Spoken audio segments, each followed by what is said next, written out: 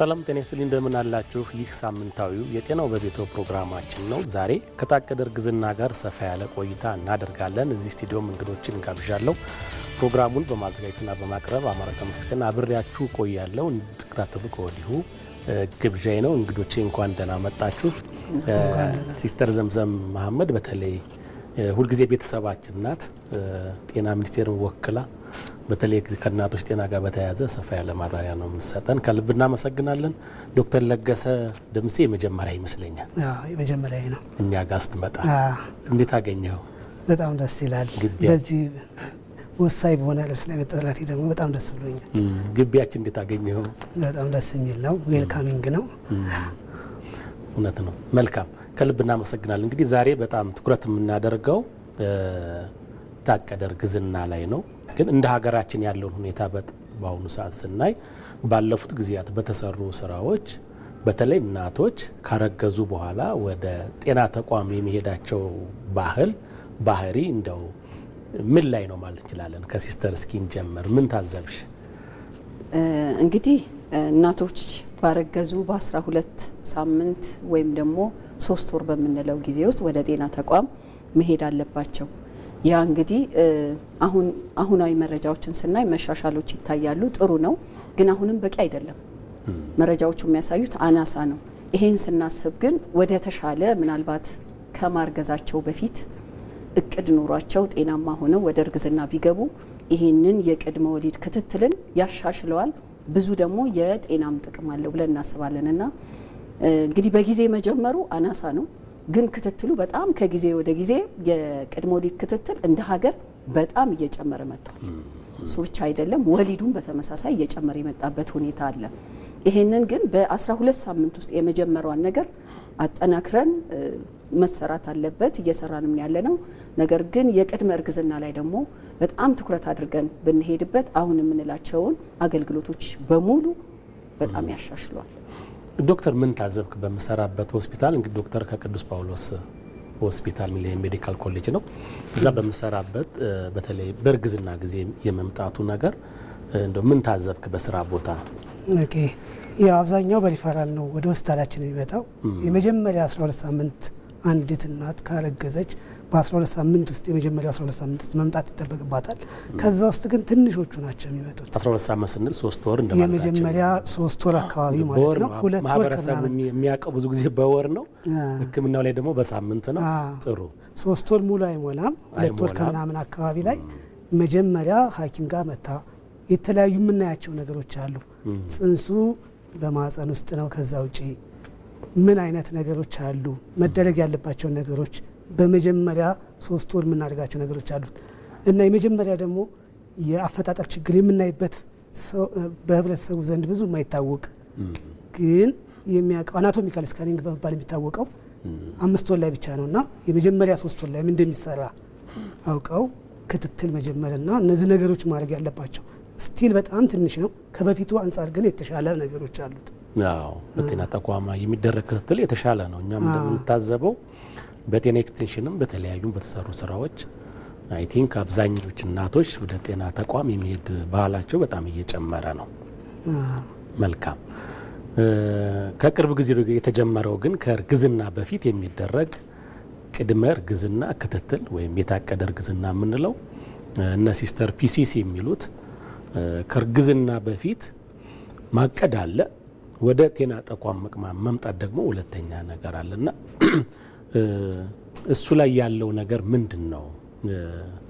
እንደውም ሲስተር ከዚህ በፊት ታነሳሊ ነበር።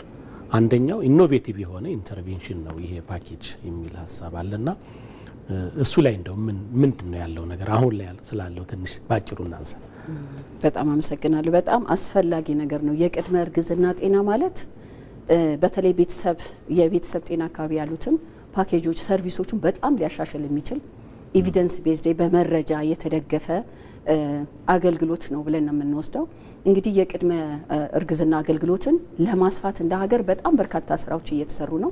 የመጀመሪያው ስራ እንግዲህ ፖሊሲውን ዴቨሎፕ ማድረግ ነው። ፖሊሲውን በኤቪደንስ የተደገፈ ፖሊሲ ዴቨሎፕ አድርገናል። ወደ ስራም ተገብቷል። ይህንን ስናይ እንግዲህ ሶፋር ክሎስ ቱ ወደ 411 የሚሆኑ ጤና ተቋማት ጀምረዋል። ነገር ግን እናያለን። ኦኬ። እና ይሄንን ስናስብ በጣም በርካታ ስራዎች መሰራት አለባቸው ብለን በዚህም አመት ባለፉትም አመት በተለይ ማህበረሰባችንን ከማንቃት አንጻር አገልግሎቱ መኖሩን ከማሳወቅ አንጻር ትልልቅ በተለይ ከጤና ኤክስቴንሽን አመራሮች ከኤምሴች ኃላፊዎች በክልል ሌቨል ያሉት ከነሱ ጋር ሚዲያ አካባቢ ዲስከሽኖች ብዙ ዳያሎጎች ወደ ማህበረሰባችን ለማድረስ በጣም በርካታ ስራዎች እየተሰሩ ነው ያሉት። ጥሩ ዶክተር እዚህ ሀሳብ ላይ የተወሰነ ብጨምረን ይህ ከማርገዝ በፊት ያለ ክትትል በጣም አስፈላጊ አሁን የተለመደው በእርግዝና ሰዓት ነው ክትትል ሁሉም ነገር የሚመጣው። ከዛ በፊት ያለውን ነገር ግን አብዛኛውን ሕክምናዎች፣ ምርመራዎች፣ ክትትሎች አድርገን አንድ እናት ለአርግዛ ጤነኛ ልጅ የመውለድ አቅም ላይ ስትደርስ ነው ማርገዝ ያለባት። እነዛን ነገሮች ግን ማድረግ የምንችለው ከማርገዟ በፊት ብትመጣለን ነው። ካረገዘች በኋላ የምንሰራው ነገር በጣም ትንሽ ነው። በጣም ትንሽ ስለሆነ ከማርገዟ በፊት ምርመራዎች የላቦራቶሪም አሉ፣ የአካል ምርመራዎች አሉ። ከቃል ጥያቄ በመጀመር እነዛን ነገሮች ስናደርግ ነው ወደ ሁለተኛው የተሳካ እርግዝና ኖሯት የመጀመሪያውን አብዛኛው የመጀመሪያ 3 ወር አካባቢ ጽንሱ መረገዙን ሳታውቀው ራሱ አንዳንድ ጊዜ ብዙ ነገሮች ይፈጠራሉ። እነዛን ደግሞ መከላከል የምንችለው ከማርገዟ በፊት የታቀደ እርግዝና ኖሯት ብትመጣ ሕክምናዎችን አድርገን ምርመራዎችን አድርገን አቅደን ስታረግዝ በእርግዝና ሰዓት ያለው የእናትም ጤና የጽንሱም እድገት የአፈጣጠር ችግሮችን ተከላክለን ጥሩ የሆነ ጤናማ የሆነ ልጅ እንዲወለድ እናደርጋለን። ይሄ ነው ትልቁ ነገር እና በፊት ከነበረው የአሰራር ሁኔታ ለየት ባለ መንገድ ነው ሲስተር እንዳለችው ኢኖቬቲቭ ያለው።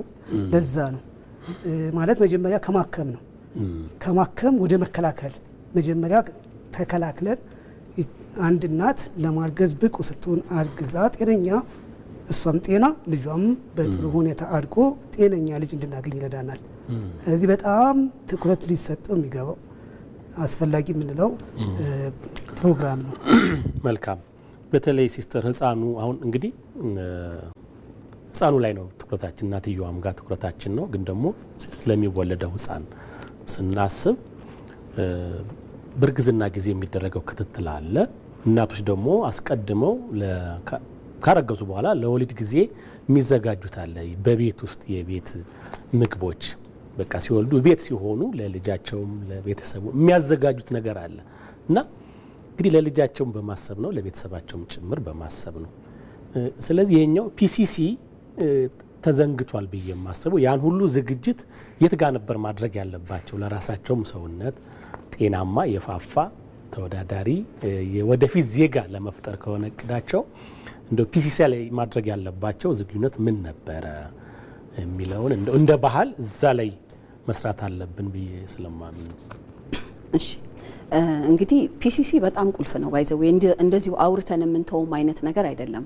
የቅድመ እርግዝና ጤና ስንል ጥንዶች ከማርገዛቸው በፊት ከባህሪ ጋር ተያይዞ ይሆናል ጤናም ነገር ሊሆን ይችላልና ከማርገዛቸው በፊት ወይም ደግሞ ባረገዙ በወቅት ውስጥ በተለይ የመጀመሪያ 3 ወራት ሰፕሊመንት ማግኘት ተጨማሪ ነገሮች የሚያገኙባቸው ሂደቶች ናቸው። እነዚህ እንግዲህ በጣም በርካታ ምክንያቶች አሉት። አንደኛው ትልቁ ምክንያት ብለን የምንለው ቢሄቪራል ቼንጅ ስንል ስሞክ የሚያጨሱ ካፕልስ ወይም እናት ከሆነች ማርገዝ የለባትም። ብታረግዝ ሰደን ኢንፋንት ዴዝ የጨቅላ ህፃን በድንገት የመሞት እድል ያጋጥመዋል። አልኮል የሚጠጡም የሚቅሙም በተመሳሳይ ለዚህ አይነት ነገር ይጋለጣሉ። ጤናማ ልጅ የምናገኘው ቅድመ እርግዝና ጤና ላይ አይምሯቸው ጤነኛ ሆኖ ሌሎች የጤና እክል ሳይኖርባቸው አቅደው እንግዲህ እንደ ሀገር ገንዘብም ሴቭ ማድረጋችን በጣም አስፈላጊ ነው። ጤናን ግን መጠበቅ ጤና በጣም ውዱ ነገር ነው ከተሰጡን ነገሮችና ጥንዶች ጤናማ መሆናቸውን አውቀው መመገብ ያለባትን መታከም ያለባትን ሁለቱም አንዳንዴ ተላላፊ የሆኑ በሽታዎች አሉ። በተለይ የአባለዘር በሽታ እሷን ከያዛት እሱን ይዘዋል። ሁለቱም መታከም መቻል አለባቸው። ወይቺ እናት የልብ ህመም፣ ደም ግፊት፣ ስኳር፣ ሌሎች ተያያዥ ነገሮች ኑሯት መድኃኒት እየወሰደች እርግዝናው ቢከሰት እንትኑ አውትከሙ ወይም ደግሞ የመጨረሻ ውጤቱ አስደንጋጭ ነው የሚሆነውና እነዚህ ነገሮችን ስናስብ በተቻለ መጠን ከማርገዛቸው በፊት ሐኪም የጤና ባለሙያ እንዲያገኙ ሁለቱም ጥንዶች ጤነኛ መሆናቸውን መታየት አለባቸው። ያ ነው እዛ ጋር ጤናማ የሆነ ዜጋኛ እኮ የሚያስፈልገን ሀገሪቷ ያው ወደ ተሻለ ነገር እንድትሄድ ነው የምንፈልገው። ሶ ያም የሆነው ደግሞ ሀገር ማለት አፈርና ውሃ አይደለም፣ ሰው ነው። ሰው ደግሞ መሆን አለበት ጤነኛ። ሀገሪቷ ላይ የዲጂታላይዜሽን እንበል በሜዲካል ቱሪዝም፣ በተለያዩ ነገሮች የተሻለ ዜጋ የሚኖረን ቅድመ እርግዝና ጤና ላይ እንደ አገር ዛሬ ሞትን አይደለም መቁጠር ያለብን መኖርን፣ በህይወት ጤናማ ሆኖ መኖርን ነው መታሰብ ያለበት። የእናቶች ሞት እንግዲህ አሁናዊ ሁኔታ 195 በመቶ ሺህ መጥቷል። ያ ማለት እንግዲህ 2023 ከ2000 እስከ 2023 ድረስ የዓለም ጤና ድርጅት ወይም የተባበሩት የዓለም ጤና ድርጅቶች ያወጡት ሪፖርት አለ። ለ195 ሀገራት 195 በመቶ ሺህ ወይም ደግሞ በቁጥር ስንወስደው 8000 እናቶች ኢትዮጵያ ውስጥ በአመት ይሞታሉ ይላል። እነዚህ ሞቶች መከላከል የምንችላቸው ክሎስ ቱ 70% የሚሆኑት ያህል ከነዚህ ውስጥ መከላከል በምንችላቸው ምክንያቶች ነው የሚሞቱት። ያን ስንል አንደኛው በእርግዝና ወቅት የሚከሰት ደም መፍሰስ ነው። ደም መፍሰስ በእርግዝና ወቅት፣ በምጥና በወሊድ ወቅት እንዲሁም ደግሞ ድህረ ወሊድ። ያ ደግሞ በጣም አደገኛ ነው። በተለይ ድህረ ወሊዱ ጊዜም አይሰጣቸውም። በ2 ሰዓት ውስጥ ህይወታቸውን ሊያሳጣቸው ይችላል ጥሩ የሆነችዋንና። ሌላው ደም ግፊት ነው። ይህንንም ደም ግፊት እኮ ቅድመ እርግዝና ጤና ላይ መታት ጤነኛ መሆኗን ብናቅ ኖሮ ኦር ደግሞ ደም ግፊት ካላት ደግሞ መታከም ብትችል ኖሮ ለዚህ ሁላ ውስብስብ ለሆነ ለጤና እክል አትጋለጥም። ሌላ ኢንፌክሽን ሰብሲስ የምንለው የእናቶች ሞት ምክንያቶች ማለት ነው። ይሄ እንግዲህ ከእርግዝና ጋር ተያይዞ ከእርግዝና በፊት የነበረ ነገር ሊሆን ይችላል። ስለዚህ ከእርግዝና በፊት ኢንፌክሽን ካላት ታይታ መታከም መቻል አለባት። ካልሆነ እንደዛው እንደታመመች እርግዝና ውስጥ የምገባ ከሆነ ጽንሱ ሊቋረጥ ይችላል፣ ወይ ደግሞ የምትወልደው ልጅ ያፈጣጠር ችግር፣ ሌሎችም ነገሮች ሊገጥማት ይችላል። ይህንን ስናስብ እንግዲህ የሚበሉትን ቤት ውስጥ ማዘጋጀት ሳይሆን የመጀመሪያ ስራ መሆን ያለበት ጤናማ የሆኑ ጥንዶች መሆን መቻል አለባቸው። ጤነኛ ሆነው ካረገዙ ያው እንግዲህ ጤናማ የሆነ ሰው ሁሉ ነገር አለውና የተሻለ ብሪሊየንት የሆነ እንደ ሀገር እንግዲህ ዲጂታልም ሌሎችንም ሊያሻግረን የሚችል ዜጋ እንፈልጋለን። እናቱም አብራ መቆየት አለባት። ስለ እናቶች ጤና ስናወራ ባይዘው ስለ እናቶች ብቻ አይደለም፣ ስለሚወለደው ስለ ጽንሷም ከመጸነሷ በፊት ያለውን ስለ እሷም ስለ ጨቅላውም ስለ ጽንሱም ነው የምናስበውና የእናቶች ጤና ስናወራ ልጅ ደግሞ ደህና እንዲሆን ነው መስራት ያለብንና ሁለቱን አቀናጅተን እየሰራን ያለ ነው። ስለዚህ ጥንዶች ከማርገዛቸው በፊት ቢችሉ ገንዘብ የሚቆጥቡ ጤናቸው መጠበቅ በጣም ለነገ የማይባል ቁልፍ ነገር መሆኑን ቤተሰቦቻችን ህዝባችን እንዲረዳ እንፈልጋለን። መልካም ዶክተር፣ እዚህ ጋር የምትጨምረናለ? በተለይ እንደው ዶክተር ሲስተር ስታወራ ጥንዶቹ በአመዛኙ ህብረተሰቡም ሴቷን ይመለከታል የሚል አይነት ኤክስክሉሲቭ ብቻ እንዳይሆን ወንዱንም ጭምር እንደው በምንድነው ከቅዱ ተሳታፊ የሚሆነው እንዴት ነው የሚለውን እንጨምራለን። ያው አንድ እርግዝና ሲታቀድ የሁለቱም ነው፣ የሴቷ ወይም የወንዱ ብቻ አይደለም። ይሄ ነገር በደንብ መታሰብ ያለበት ነገር ነው። ስለዚህ የወንዱም ጤንነት የሴቷም ጤንነት ያስፈልጋል። ምክንያቱም ብዙ ህመሞች ከባል ወደ ሚስቱ የሚተላለፉበት መንገዶች አሉ። እነዛን ነገሮች መከላከል ካልቻል በእርግዝና ሰዓት ለሚፈጠሩ ብዙ ነገሮች አሉ። በእርግዝና ሰዓት ሊፈጠሩ የሚችሉት አሁን ያነሳው መጀመሪያ ስለ አመጋገብ ነው። ጤነኛ የሆነ ወንድ የዘር ፈሳሽ እንዲገኝ ጤነኛ አመጋገብ፣ ጤነኛ የምንለው አኗኗር ሁኔታ አሁን ከሱስ አንጻር፣ ከአመጋገብ ሁኔታ አንጻር፣ ከኢንፌክሽን አንጻር እነዚህ ነገሮች የወንዱ ላይ በደንብ ትኩረት ተሰጥቶ መከላከል ያለብን ነገር ነው። ከሴቷም ስንሄድ ደግሞ እነዚህ ነገሮች አሁን እንዳልነው ከኢንፌክሽን አንጻር ራሱ ካለው የደም ማነስ አንጻር እነዚህ ከንጥረ ነገሮች በጣም ወሳኝ የሚባሉ ንጥረ ነገሮች አሉ። እነሱ ነገሮች ሁሉ አከመን ወደ እርግዝና መሄድ እንዳለባት እና ክሮኒክ ኢልነስ ወይም ደግሞ ከዚህ በፊት የነበሩ በደንብ ያልተቆጣጠርናቸው ህመሞች አሉ። እነሱን ከእርግዝና በፊት ኦፕቲማይዝ ማድረግ አለብን። ኦፕቲማይዝ ማለት በምንችለው መጠን አስተካክለን እርግዝና ከመከሰቱ በፊት ያለው ነገር በቂ በሚባል ደረጃ አንዳንዶቹ እኮ ማንፈቅዳቸው አሉ፣ እርግዝና እንዳይፈጠር የምንከለክላቸው ባሉት የጤና እክሎች። እነዛ ሙሉ ለሙሉ እርግዝና ይከለከላል ማለት ሳይሆን እርግዝናው ማዘግየት ጤነኛ በምትሆን ሰዓት እንድታረግዝና ጥሩ የሚባል እርግዝና እንዲፈጠር ነው ትልቁ ነገር። በዚህ ዙሪያ ነው የሁለቱም ጥንድ የሁለቱም ያስፈልጋል። በጣም አስፈላጊ ነገር ነው። ቀሪውን ደግሞ ተቀምጠን ሰፋይርን እንቀጥላለን። ከልብ አመሰግናለሁ። እሺ እናመሰግናለን። ተመልካቾቻችን እየተከታተላችሁ የምትገኙት ሳምንታዊ የጤና በቤቶ ፕሮግራማችን ነው። ዛሬ ከታቀደ እርግዝና ጋር በተያያዘ ሰፊ ሀሳብ እያነሳ እንገኛለን። በ01127235 ላይ ደውሉ። ምላሽና ማብራሪያ ወደ እናንተ መልሰን የምናደርስ ይሆናል። ካፍታ ማስታወቂያ በኋላ ተመልሰን እንገናኛለን።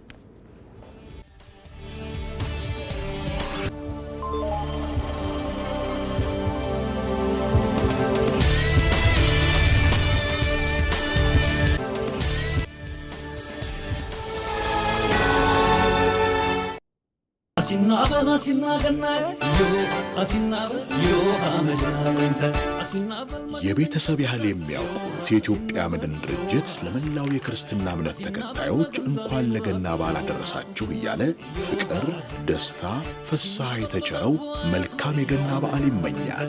አሲናበል መድንን ጨብጠ አሲናበል አሲናበል ነገን ዛሬ ኑራት አሲናበል አሲናበል በዘርፉ አያት ነው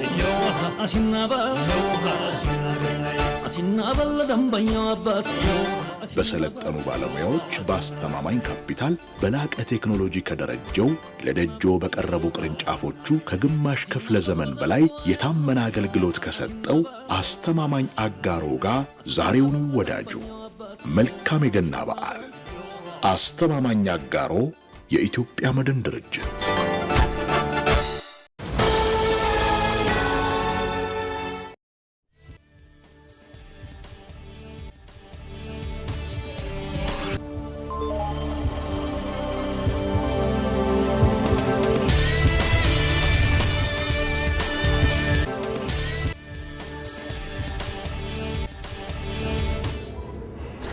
ተመልሰናል። እየተከታተላችሁ የምትገኙት ሳምንታዊ የጤናው በቤቶ ፕሮግራማችን ነው። ዛሬ ከታቀደ እርግዝና ጋር ነው እየተወያየን የምንገኘው። በዚህ ሀሳብ ዙሪያ ውይይት እያደረግን ነው።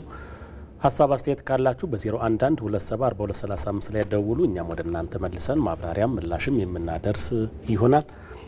ሲስተር እንግዲህ ቅድም ቆም ብለን በወፍ በረር ያነሳናቸው ነገሮች አሉ። በተለይ የታቀደ እርግዝና ስንል ከእርግዝና በፊት ያሉ ዝግጅቶች ናቸውና ለምንድን ነው መታቀድ ያለበት? እዛ ላይ መስራት ያስፈለገው ለምንድን ነው? ከእርግዝና በፊት መስራት ያስፈለገው ለምንድን ነው? እዛ አካባቢ ያሉ መረጃዎች ምን ያሳያሉ? በተለይ እናቶችን ሞት ከመቀነስ አንጻር ፒሲሲ እንደው ድርሻው ምን ያክል ነው? በምን ያክል ፐርሰንት ሞቶችን ይቀንሳል የሚለውን እስኪ ሰፋ ብለን እናያለን። እሺ እንግዲህ ቅድመ እርግዝና ላይ በተለይ በዋናነት ከእርግዝና በፊት ያለውን ጊዜ ፕሪኮንሰፕሽን ኬር ብለን የምናስበውን መሰራት ያለበት ትልቁ ምክንያት ምንድን ነው? አብዛኞቹ ኦልሞስት በመረጃ የተደገፈ የሚያሳየን ነገር ምንድን ነው? ወደ ፒሲሲን ብቻ ወይም ደግሞ የቅድመ እርግዝና ጤናን ብቻ በመጠቀማችን ከ20% በላይ ብዙ ነገሮችን መከላከል እንችላለን። እንደ ሀገር ደግሞ በዋናነት የቅድመ እርግዝና ጤና ያስፈለገበት ትልቁ ምክንያት ብዙ ኢንቨስትመንት ተደርጓል እንደ ሀገር። በዛ ኢንቨስትመንት ምክንያትም በጣም በርካታ ህመምና ሞቶችን እንደ ሀገር መቀነስ ችለናል። ቅድም ጠቅሼዋለሁ። ላለፉት 23 ዓመታት የእናቶች ሞት በ2000 ከነበረበት በተባበሩት መንግስታት ኢስቲሜት ከ953 በመቶ ሺህ አሁን ላይ ወደ 195 በመቶ ሺህ መቀነስ ችለናል። አሁን ቅርብ ጊዜ ደግሞ የኢትዮጵያ የጤናና የስነ ህዝብ ዳሰሳ ውጤት ይወጣል። እሱ ደግሞ የተሻለም ይሆናል ብለን እንጠብቃለን። ምክንያቱም ብዙ ሰርተናል እንደ ሀገር። ያ ግን አሁን የምንላቸው መረጃዎች በቂ አይደሉም። ማለት ሞቶች ቀንሰዋል፣ ትክክል። የጤና ተደራሽነትን አስፍተናል። በተለይ ዋጋቸው ትንሽ ሆኖ ግን እንትን የሚያመጡት ውጤት በጣም ከፍተኛ የሆኑትን የጤና ባለሙያዎች ቁጥር በፕሮፌሽናል ሚክስም በቁጥር መጨመር፣ ጤና ተቋማትን ማስፋት፣ ተደራሽነት ማሻሻል፣ በጣም በርካታ የተሰሩ የመድኃኒት የደም ተደራሽነትን የተለያዩ ኢንተርቬንሽኖች በተለይ በማህበረሰብ ደረጃ መሰራት ያለባቸው የእናቶች ማቆያ የመሳሰሉትን ብዙ ኢንተርቬንሽን በመሰራቱ ብዙ ህይወት በተለይ ከእንትኑ ጋር ተያይዞ ከሞትና ከህመም ጋር ተያይዞ የእናቶችንም የጨቅላ ህጻናትንም መቀነስ ተችሏል። ግን አሁንም የሚቀሩ ነገሮች አሉ። ለዛም ነው የቅድመ እርግዝና ጤና ያስፈለገበት። የዓለም አቀፍ መረጃዎች የሚያሳዩት ካረገዙት 10 እናቶች መካከል 4ቱ ምንም ያልታቀደ እርግዝና ነው ያላቸው። ያ ማለት 40% እናቶቹ ቤዚክ የሆነ ወይ ደግሞ መሰረታዊ የሆነ የጤና አገልግሎት ሳያገኙ ይቀሩና መጨረሻ ላይ ምናልባት ምጡ ከፍቶ ሲመጣ ያው የሚገጥማቸው በጣም በርካታ የጤና ውስብስቦች አሉ።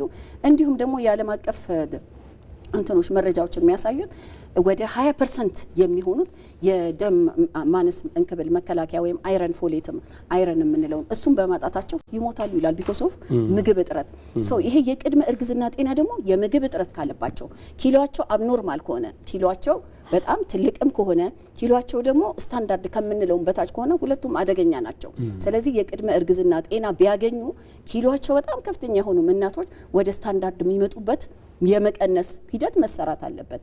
ኪሎአቸው ደግሞ በጣም የወረደ ከሆነ በዛው ልክ ለጽንሱም ለራሳቸውም ጥሩ ስለማይመጣ በተለይ እንግዲህ ይሄ ሎበርዝ ወይት የምንለው ሆኖም ደግሞ ምጡ ገፍቶ ሄዶ ወልዳ ትንሽም ደም ቢፈሳት እንደ ሌሎቹ እንደ ጤነኛ እናቶች አይደለችም። ትንሽ ደም ነው ከሷ መፍሰስ ግን ብዙ አይነት ውስብስብ የጤና እክል ይገጥማታልና ይሄንን ሁላ ጥናቶች ያሳያሉ። ሌላ መሰረታዊ ነገር ቅድመ እርግዝና ያልንበት በተለይ ይሄ የእንግዴ ልጁ እና ጽንሱ በሚፈጠርበት ወቅት ጤናማ የሆነ ነገር ያስፈልገዋል። የተመጣጠነ ከኢንፌክሽን ነፃ የሆነ የተመጣጠነ የሰውነት ደረጃ ውስጥ እነዚህ ኒውትረንቶች አሉ ግብአቶች ሰውነቷ ውስጥ ሊኖራት የሚገባ ያ በጣም ቁልፍ ታይሙ ነው የቅድመ እርግዝና ጤና። ቅድመ እርግዝና ጤና ላይ ታክማ የታመመችው ነገር ካለ የምግብ እጥረት ካለ ቅድም ያልኩት ተላላፊ የሆኑ ተላላፊ ያልሆኑ ነገሮችን ሁላ በደንብ ተለይተው ሕክምና አግኝታ ከሆነ ያ ፕላሰንታል ኤጅ ታይም የምንለው በጣም ጤናማ ይሆናል፣ ጥሩ ጽንስ ይሆናል። በዛው ያው ጤናማ የሆነ እንትን ይኖራል። ብቻ ጥናቶች የሚያሳዩት ሌላው ነገር እንደ ኢትዮጵያ ከፍተኛ በርደን ያለባቸው ላይክ የእናቶች ሞትና የጨቅላ ህጻናት ሞት ያለባቸው ሀገራት ቅድመ እርግዝና ማጠናከር አለባቸው። ቤተሰብ ወይም ጥንዶች ስትነግራቸው ስለ ቅድመ እርግዝና ጤናማ ሳይሆኑ ቢያረግዙ የሚከፍሉትን ዋጋ ስትነግራቸው ሁሉም ሰው ይጠነቀቃል። የተሻለ ጽንስ እንዲኖረው የተሻለ ልጅ እንዲያቅፍ ማንም የሚጠላ የለምና ቤተሰብ ላይ መሰራት አለበት። በተለይ እንደ ኢትዮጵያ ያሉት በርደን ያለባቸው ይሄን ትኩረት። ሌላኛው ፒሲሲም የቅድመ እርግዝና ጤናን ብቻ በእንትን አድርገን ተግብረን ሌሎችንም ከዛም በኋላ ደግሞ የቅድመ ወሊድ በጤና ተቋም በሰለጠነ ባለሙያ በመሰጠቱ ኦልሞስት 57 እኔ በጤናው ስርዓት ውስጥ እንግዲህ በጣም ከ25 ዓመት በላይ እየሰራሁ ነው ያለሁት። ያን ያህል አገልግያለሁ።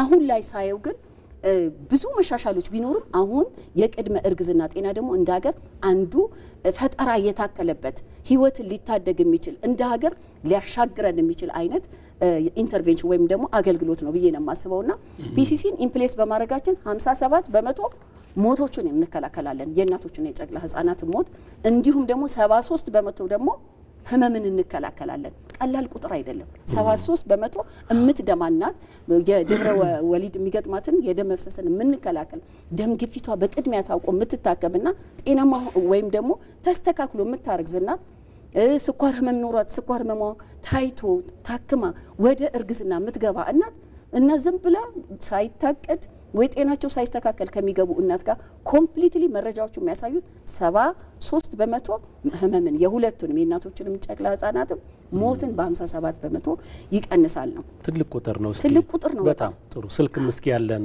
መስመር ላይ አድማጭ እሳቸውን ሰምተን እንመሳለን። ሲስተር መልካም። ሄሎ፣ ጤና ይስጥልን። ሄሎ፣ ተቋርጧል። እሺ ሲስተር እንቀጥላለን። ይሄ ፒሲሲ ማለት ከእርግዝና በፊት ያለ ወሳኝ ጊዜ ነው። እንግዲህ ቅድም ሲስተር ስታነሽ እንደነበረው ህፃኑ ሲፈጠር ግብአት ይፈልጋል። ግብአት ካላሟላንለት ያልተሟላ ሰውነት ይዞ ባለው ማደግ ይጀምራል እና ወሳኙ ሰዓት ላይ ነው ርብርብ ማድረግ አለብን የሚለው ነገር በጣም ትልቅ ነው። በእርግዝና ጊዜ የሚደረገው ክትትል በጣም አስፈላጊ ነው። እጅግ በጣም አስፈላጊው ግን ደግሞ ከእርግዝና በፊት ያለው መሆኑ ትልቅ ማሳያ ነው። በተለይ ህመሞችን ከመከላከል አንጻር ሞትንም ቢሆን ከመከላከል አንጻር በጣም ግዙፍ ነው። ቀደም ብለን ግን ያልጀመር ነው እንደው ለምንድን ነው የሚለውን ነገር እግረ መንገድ እንደው ታነሽልኝ ሲስተር በጣም ደስ ይለኛል። ነው ከአደጉት ሀገራት ተሞክሮ በጊዜ ሂደት የተገኘ አማራጭ ነው። አው መረጃዎቹ እንግዲህ ይሄንን የአሰራር እንትን መመሪያ ስንሰራ መረጃዎቹ ወስደን ነው እንደ ሀገር አገልግሎቱን ብዙ ጊዜ ለቅድመ እርግዝና የሚሄዱት ካፕልስ ወይም ደግሞ ጥንዶች ብለን የምንለው መቼ ነው መጸነስ ያቀታቸው ተጋብተው የተወሰነ ጊዜ ቆይተው ሴቷ መጸነስ ያቀታት እንዴ ይሄ ነገር ምንድነው ብለው ለኢንፈርቲሊቲ የምንለው በሕክምናው ለዛ ይሄዳሉ። ለዛ ምርመራ ካልሆነ ተደጋጋሚ ውርጃ የሚያጋጥማቸው ካፕልስ ለዚሁ ለተመሳሳይ ነገር ይሄዳሉ። ከዛ ውጪ ግን በጣም አልተለመደም። መረጃዎቹ ተጠቃሚዎችን ወደ 18% ነው የሚያሳየው። እሱም ለዚህ በጣም ታዋቂ ለሆኑ እክሎች ለጤና እክሎች ነው የሚሄዱ ችግር ስለሚገጥማቸው ያንን ፍርሃት ነው የሚሄዱት እንጂ ሌሎቹ በቃ ማርገዝ አክቹአሊ ኖርማል ፊዚዮሎጂ ነው። ግን ጤናማ የሚሆነው ጤነኛ ሆነው ሲያረግዙ ነው።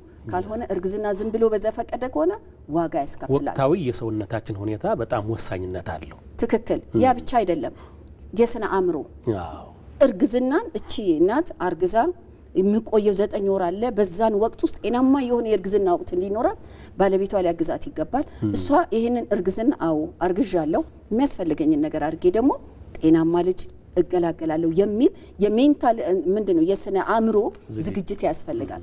ብዙ ጊዜ የምንዘነጋው ነው።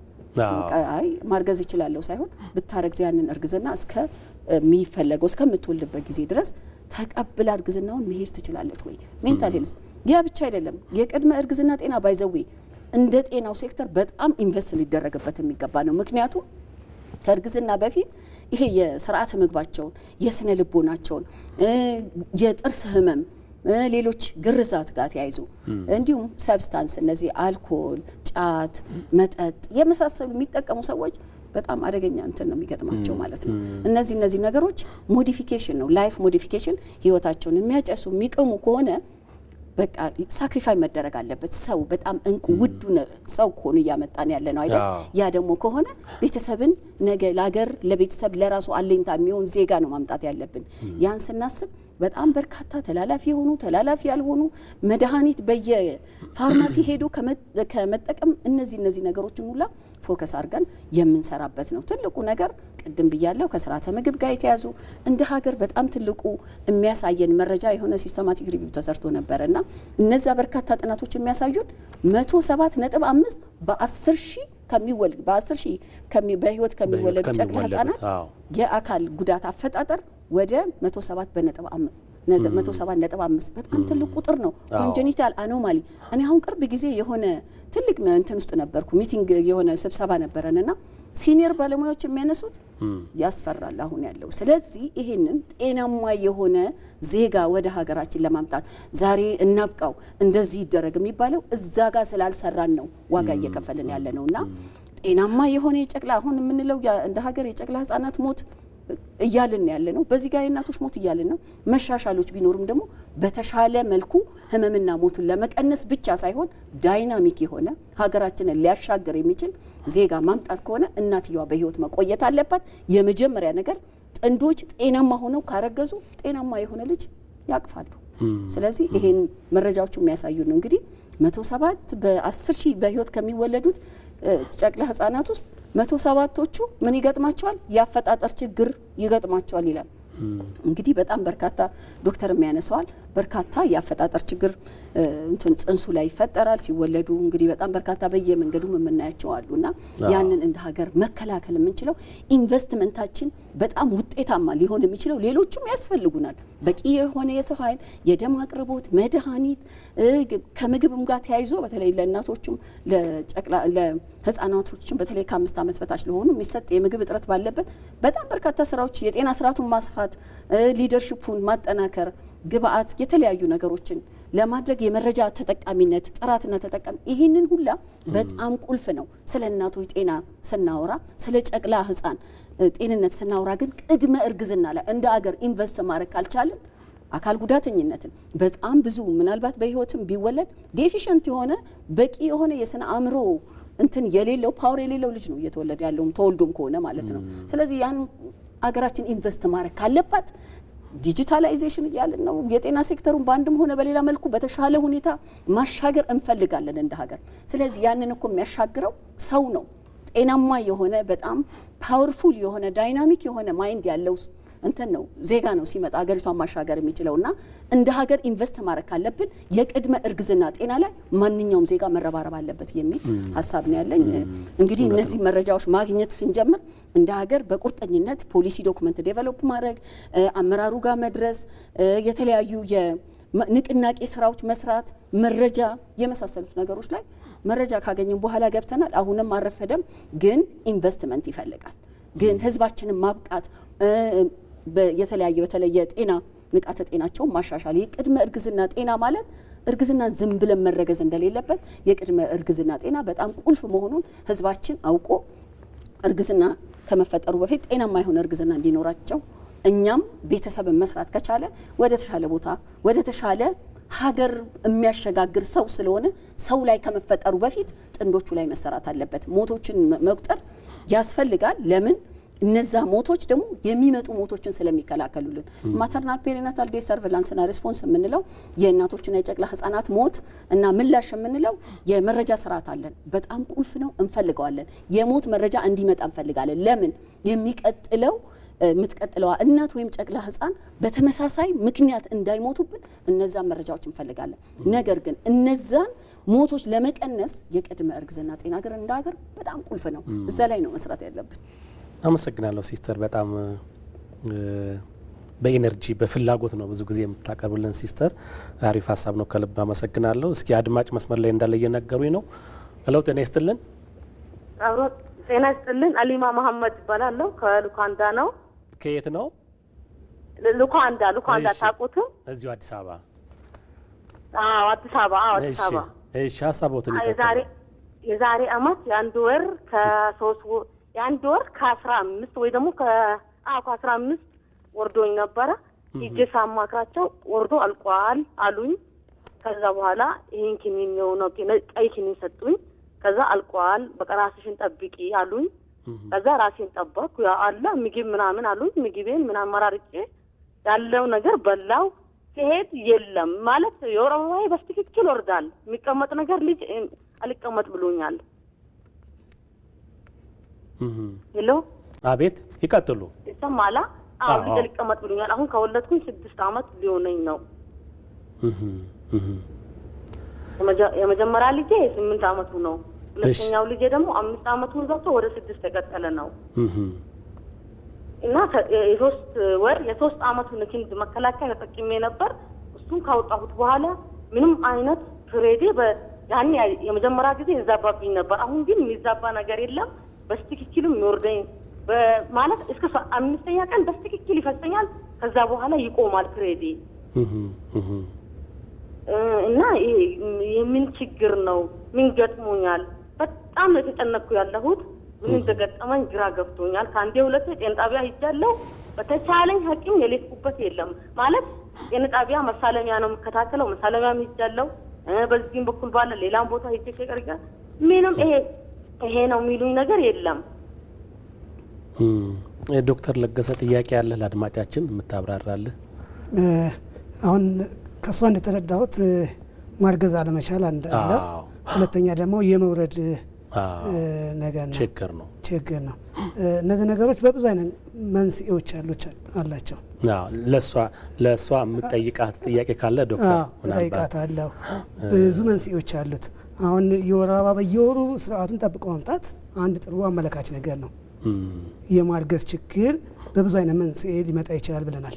ስለዚህ የወር አበባ ሰዓትን ጠብቆ በየወሩ መምጣቱ ጥሩ ነገር ነው። እሺ ዶክተር፣ አይ ለሷ መስመራችን ላይ ስላለች ተጨማሪ የምጠይቃት ካለ ለምሳሌ ስለ ክብደት፣ ስለ አኗኗር ሁኔታዋ እንደገና ደግሞ ሐኪሞቹ ምን አሉሽ የሚለውን ነገር ውጤት እኔ አሁን ማለት እነዚህ ነገሮች ጤና ጣቢያ ላይ የሚሰሩ ነገሮች አሉ። ከጤና ጣቢያ ውጪ ሌላ ቦታ የታየሽበት ቦታ አለ ወይ? እና የተመለመልሻቸው ነገሮችም ካሉ ከጤና ጣቢያ ውጪ ማለት የግል አልታየሁም። አቅሜ ምን ያክል አይፈቅዱም። ግን ያኔ ሊቀመጥ በፊት ጤና ጣቢያ ሄጄ ምንድን ነው ያለብኝ ደሜንም ተለካው፣ ንጹህ ነሽ አሉኝ። ኩላሊቴንም ታየው፣ ልቤም ታየው። ደም ወስዶ ላብራቶሪ አይቶኝ አረ ኖርማል ነሽ፣ በጣም ምርጥ ሁኔታ ነው ያለሽው፣ እስኪ እቺን ኪኒን ዋጫት ብሎ 6 ኪኒን ሰጡኝ። ያን ኪኒን ካዋኩኝ በኋላ ነው ልጁ ሊቀመጥልኝ የቻለው ነበረው። በዛ በቂ ነው ብለን አናምንም።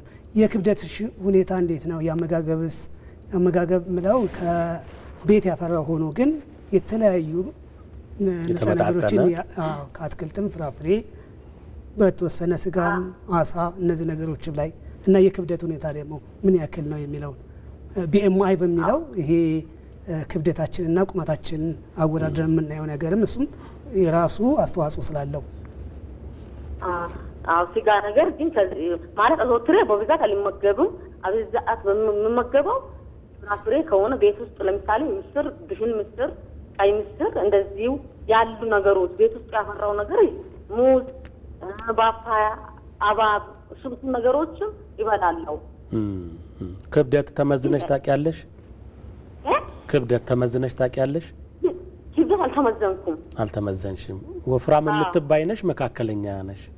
መካከለኛ ወፍራም አልባልም መካከለኛ ነኝ። እሺ ሲስተር የምትጨምሪው ጥያቄ አለ? 28 ዓመት እድሜ 28 ዓመት ነኝ። እሺ እድሜ ልጠይቅሽ ነበር ሲስተር።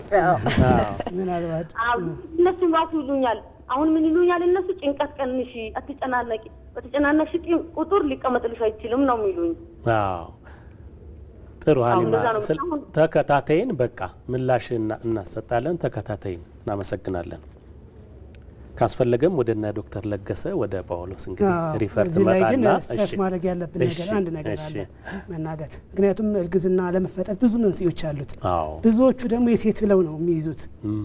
ይሄን ነገር በደንብ መታወቅ ያለበት ማርገዝ አለመቻል የሴትም የወንድም እኩል ነው። አንዱ ከአንዱ ይበልጣል የምንለው ነገር አይደለም። ስለዚህ ይሄ ሕክምና ተጨማሪ ለምን አልተረገዘም የሚለው በጤና ተቋም አሁን በመንግስት ነው የአቅም ጉዳይ ምናምን እርግዝናም ተፈጥሮ ለምንድን ነው የሚቋረጠው የሚለውንም ተጨማሪ ከዛ ደግሞ ይሄ ተደጋጋሚ ውርጃ የሚከሰቱባቸው ብዙ መንስኤዎች አሉት። በቀላሉ አክመን ምርመራዎች ራሱ የሚችላቸውን በሆስፒታል አቅም የሚመረመሩትን መርምረን ከመረገዙ በፊት አሁን ይሄ ፒሲሲ ወይም ፕሪኮንሰፕሽናል ኬር ያልነው ነገር እሱ ላይ በደንብ ሰርተን ከመረገዙ በፊት መታ አንዳንድ ወሳኝ የሚባሉ ምርመራዎችን መርምረን የሚጀመሩ መድኃኒቶች አሉ። በቀላሉ ብዙ ኮስት የማያደርጉ አቅም የማይጠይቁ እነዛን ነገሮች ጀምረን የተሳካ እርግዝና የተፈጠረልንም አለ የምንከታተላቸውም ጤነኛ ልጅ የሚወለዱልን። ስለዚህ በጣም ወሳኙ ነገር ከማርገዟ በፊት እንደዛ አይነት ችግር ካለ ተለቆ ወዳለ ሆስፒታል ሪፈር ተብላ ይሄን ነገር ማድረግ እንችላለን። አሊማ አሁን ወደ ጳውሎስ መምጣትም ትችላለች። በዚሁ አጋጣሚ ተራ ማለት የጳውሎስ ሼድ ነው። የነሱ አሁን በፊትም እኛ ሬዚደንት ወይም ደግሞ ስፔሻላይዝ የሚያደርጉ የማህጸንና ጽንስ ሐኪሞች ጤና ጣቢያ ይሰሩ ነበር እየሄዱ እሱ ወደዚህ አድርገን ጳውሎስ ላይ ሙሉ ይሄ የቅድመ እርግዝና ከተጀመረ ቆየ። የቅድመ እርግዝና ምርመራ ወይም ፕሪኮንሰፕሽናል ኬር ብሎ በሳምንት ይሰጣል። ቀደም ብሎ ሄዶ ቀን ይያዛል። በዛ ቀን በተቀጠረችበት ቀን ሙሉ ምርመራ ተደርጎ ጥሩ ነገር ይገኛል ብዬ አምናለሁ። እሺ ሲስተር የምትጨምርናለ? ምናልባት ስታነሳ ሀሊማ ጭንቀትሽን ቀንሽ ይሉኛል ሰዎች ትላለች እና ቅድም እያወራሽን ነበር በተለይ ሳይኮሎጂካሊ ሬዲ መሆን አለባቸው የሚል ነገር ነበር። የምትጨምሪን ካለ? አዎ ምንድነው እርግዝና ያው ሰውነታችን ከሰና አጠቃላይ ኮምፕሊት የምንሆነው ከሰና አእምሮአችን ጋር ጤነኛ ስንሆን ለእርግዝና ዝግጁ ስንሆን በሁለቱም ማለት ጥንዶች ብለን ነው የምንለው። እንግዲህ እርግዝና የሁለቱም ውጤት ስለሆነ ዝግጁ ናት ወይ መጀመሪያ አቅዳ ጭንቀት ካለ እውነት ነው። አሁንም ሜንታል ሄልዝ ትልቁ ነገር ነው። ካረገዙ በኋላ ከማርገዝም በፊት ያሉት የስነ አእምሮ የጤና እክል ለእርግዝናው እንዲሁም ደግሞ ከእርግዝናም በኋላ በጣም በርካታ የጤና እክል ነው ራሳቸውን ጽንሱን እስከ ማጥፋት ይደረሳል። አሁን ማርገዝ ያለ ማቃት አንዱም የሜንታል ሄልዝ እሷ በስነ ልቦና ዝግጁ ያለ መሆኗም ሊሆን ይችላል። ሌሎችም ፋክተሮች ሊኖሩ ይችላሉ። ምንድነው የሚለው ነገር ግን ጤና ባለሙያው እንግዲህ እንደ ሀገር ጀምረናል ብንዘገይም አሁንም አረፈደም ነው ብለን የምንለው። ምክንያቱም ባሰብንበት ውጤቶችን በተለያየ ከሀገራት ባየነው መረጃ የተሻለ ኢንተርቬንሽን መሆኑን አውቀናል። የተለየ ሕክምና አይ ካን ሴ ዛት ኢኖቬቲቭ ማለት እንችላለን። ያንን ማድረግ ችለናል። ያንን አገልግሎት ተጠቃሚ ሆና እንግዲህ እንደ ፈጣሪ ፍቃድ ታረግዛለች ብለን የምናስበው። ወደ ተሻለ ሕክምና ግን ሄዶ መታየቱ እሷን ብቻ ሳይሆን ባለቤቷም ጭምር በጣም አስፈላጊ ነው የሚለውን ነገር ማንሳት እፈልጋለሁ። አመሰግናለሁ። ጥሩ። እስቲ ዶክተር ምናልባት ቅድመ እርግዝና ክትትል ስንል ከመቼ ጀምሮ ማለታችን ነው? ለምን ያክል ጊዜ ማለታችን ነው? ሰዎች ከማርገዛቸው በፊት እንግዲህ የታቀደ እርግዝና ስንል ሰዎች ለመውለድ ያቅዱ ማለት ሰውነታቸውን ያዘጋጁ፣ ሳይኮሎጂያቸውን ያዘጋጁ፣ የአካል ብቃት እንቅስቃሴ፣ የተመጣጠነ ምግብ፣ ቅድም ሲስተር እንዳለችው አልሚ ምግቦች እንደ አይረን እንደ ፎሊክ አሲድ የተባሉት ነገሮች ነው። ግን መቼ ነው መጀመር ያለባቸው የሚለው ከማርገዛቸው ከምን ወር ጀምሮ ነው ይህ ነገር ዝግጁነት የሚፈልገው? ጥሩ። በትንሹ አንድ እናት ከማርገዟ ካቀደችበት 3 ወር ቀደም ብላ መጀመሩ የተሻለ ነው። አንዳንዶች ደግሞ አሁን የክብደት ማስተካከል ሊሆን ይችላል። አንዳንድ ደግሞ ከዚህ በፊት ህመም ኖሯት የምትወስዳቸው መድኃኒቶች ካሉ ቀደም ብለን ከ6 ወር ያክል የምናቋርጣቸው አሉ ረጅም ጊዜ በደም ውስጥ የመቆየት አቅም ያላቸው መድኃኒቶችን። ስለዚህ በትንሹ ምንም አይነት ችግር ከዚህ በፊት የሌላት ብዙዎቹ በቀላሉ ባጭሩ የሚስተካከሉ ከሆነ ሚኒመም ወይም ደግሞ በትንሹ 3 ወር ቀድማ የቅድመ እርግዝና ምርመራዎችን ማድረግና አስፈላጊ የሚባሉ ሕክምናዎችን ንጥረ ነገሮችን መውሰድ ያለባት በዛ በ3 ወር ውስጥ ማድረግ እንችላለን። ግን ይሄ 3 ወር ለሁሉም አያገለግልም። አብዛኛውን ማህበረሰብ ግን አብዛኛውን ያካትተልናል ብለን ምናምን ከዛ በፊት ግን ምን ቀድመን የምናደርጋቸው አሁን የክብደት ማስተካከል ከ3 ወር በላይ ሊፈጅ ይችላል። የመድኃኒቶች አንዳንድ እንዳልኩህ አንዳንድ መድኃኒቶች ቀደም ብለን ማቆምና በእርግዝና ሰዓት ጽንስ ሲፈጠር እሱን የማይጎዳብን ምን ጀምራቸው ቀደም ብሎ የተወሰኑ መድኃኒቶች አሉ። በአብዛኛው ግን 3 ወር በቂ የሚባል ጊዜ ነው። አትሊስት 3 ወር መታ በዛ ሰዓት ውስጥ ተነጋግሮ ማርዘም ካለባት ጊዜው ቀደም ከዚህ በኋላ ትንሽ መዘግየት ካለባት ከምትታይበት ጤና ተቋም ከባለሙያው ጋር ተመካክራ ማዘግየት፣ የሚወሰዱትን መድኃኒቶች መውሰድ፣ ማስተካከል ያለባትን የክብደት የአመጋገብ ሁኔታ አንዳንድ የሳብስታንስ ነገሮች ያልናቸው እነሱ ሁሉ ማቆምና ማስተካከል ያስፈልጋል። ትልቁ ነገር ይሄ ነው። ስለዚህ ቅድም ግብአት ስንል ለምሳሌ ሰፕሊመንቶች ስንል እንደ አይረን የመሳሰሉት የፎሊክ አሲድ የሚባለው እነሱ ከ3 ወር በፊት ወስደው 3 ወር ሳይቆዩ ከሰውነታችን የማለቅ አጋጣሚ አይኖራቸውም ወይ? እንደው ለህብረተሰቡ በዚሁ አጋጣሚ ለማስታወስ ብዬ ነው። ብዙዎቹ 3 ወር ብቻ ወስደው እርግዝና ሳይፈጠር ረጅም ጊዜ ሊቆይ ይችላል። በመሀል ያለ ጋፕ አለ። ፎሊክ አሲድ ደግሞ የሱ መጠን ደግሞ ቶሎ በደም ውስጥ የመቆየት ባህሪ የለው እንደ ሌሎቹ። አይረን እንኳን የአይረን መጠንን በደም ውስጥ ያለውን ከፍ አድርገን ጥሩ ከተስተካከለ በኋላ የአይረን መጠን እንዲቀንስ በደም ውስጥ ያለውን የአይረን መጠን እንዲቀንስ የሚያደርጉ ኢንፌክሽኖች አንዳንድ ተጋላጭ ደም መፍሰስ ከሌሉ በስተቀር ብዙ የሚጎልብን አይደለም። ፎሊክ አሲድ ግን አጭር የሚባል ነው። ያው ስለዚህ ቀረብ ብሎ ስለሚላይ በአጋጣሚ በ3 ወር ላይሆን ስለሚችል የታቀደው አትሊስት ሚኒመም 3 ወር ከወሰደ በኋላ ያን አቁሞ ፎሊክ አሲድ እንደምንሰጠው የተለያየ ነው። ተጋላጭነታቸው ከፍተኛ ምንለውና ተጋላጭነታቸው ዝቅተኛ ምንለው መጠን አለ። ተጋላጭነታቸው ዝቅ ያለ ከሆነ ምንሰጣቸው የፎሊክ አሲድ መጠን 400 ማይክሮግራም ወይም 0.4 ሚሊግራም ነው። ይሄንን መውሰድ ደግሞ ጽንሱ ላይ የሚያመጣው ችግር እናትየዋ ላይ የሚያመጣው ሳይድ ኢፌክት የለም። ስለዚህ ያ መድኃኒት መቀጠል ያስፈልጋል ማለት ነው።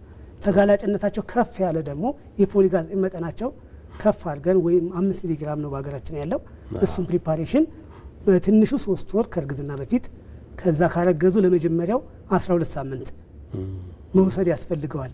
ይሄ ያው ከዚህ በፊት አፈጣጠር ችግር ያለባቸው በተለይ የአእምሮ የጀርባ ክፍተት የስኳር ታካሚ ከሆኑ የነርቭ ዘንግ ክፍተት የሚባለው የኢፒሌፕሲ ኖሯቸው የኢፒሌፕሲ መድኃኒቶች የሚወስዱ እነሱ ደግሞ በደም ውስጥ ያለ የፎሊክ አሲድ መጠን ስለሚቀንሱብን እነዚህ ሰዎች ቀደም ብለው ጀምረው ከሚወስዱት መድኃኒት አንጻር ከሕክምናቸው አንጻር የምንሰጠውም የፎሊክ አሲድ መጠን ይለያያል። ይሄም ህብረተሰቡ ዘንድ ብዙ ሎው ሪስክ የሆነች እናት ብዙ መጠን ያለ ፎሊክ አሲድ መውሰድ እንደሌለባት በዚህ አጋጣሚ በደንብ ለማስታወስ ነው። እናመሰግናለን ዶክተር። ሌላ አድማጭ መስመር ላይ ያለ እያሉኝ ነው። ሄሎ ጤና ይስጥልን። አብሮ ይስጥልን። ማን እንበል? ከየት ነው? ሳሮን ከወልቂጤ። እሺ ሀሳቦትን ይቀጥሉ። አገባው 6 ዓመት ሆኖኛል። እሺ ፔሬዴ በስነ ስርዓት ይመጣል። ግን እርግዝና ምናምን ምንም የለም። እስካሁን እርግዝና የለም። ቤት ሄጄ ነበረ። የማጸል ኪታሮት ባጸልሽ ውስጥ ኪታሮት አለብን አሉ እና እሱ ችግር ይፈጥራል ወይስ ማገዝ ይከለክላል ወይስ እንዴት ነው?